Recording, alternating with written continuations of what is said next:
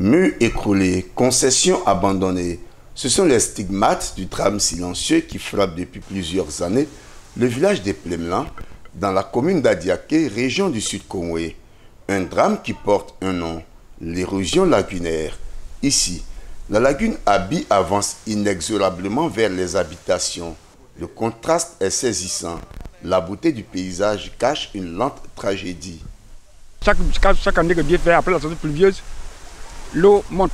Et une fois que la saison pluvieuse finit, l'eau avance, recule encore de moins 1 mètre à 95 cm. Bon, on voit que l'eau là venait. On ne peut pas.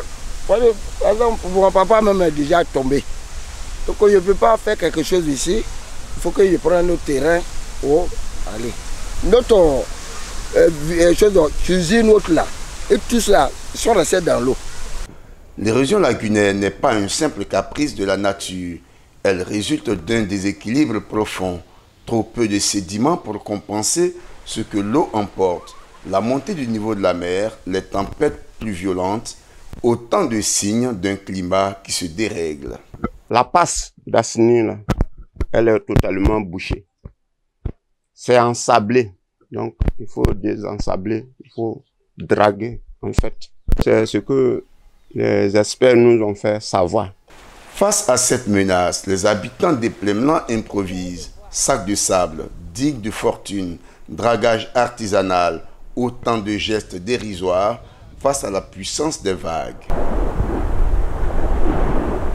Mais l'érosion, conséquence du réchauffement climatique, appauvrit aussi la lagune. Les poissons se font rares, perturbant l'activité principale des habitants des Plémelans, la pêche. Une double peine pour le village. Si le poisson a diminué, il y a tous ces paramètres-là. La passe d'Assini qui est fermée, il n'y a plus d'échange entre mer et lagune.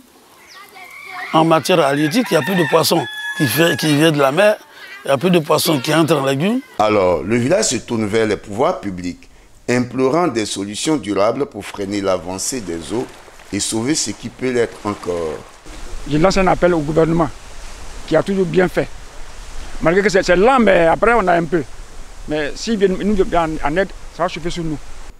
Et Plémelans, village ivoirien au bord de l'abîme, incarne une vérité universelle. Quand la nature se dérègle et que l'homme accentue le désordre, ce sont des vies entières qui vacillent. Ici, chaque vague est une menace et demain, peut-être, un adieu.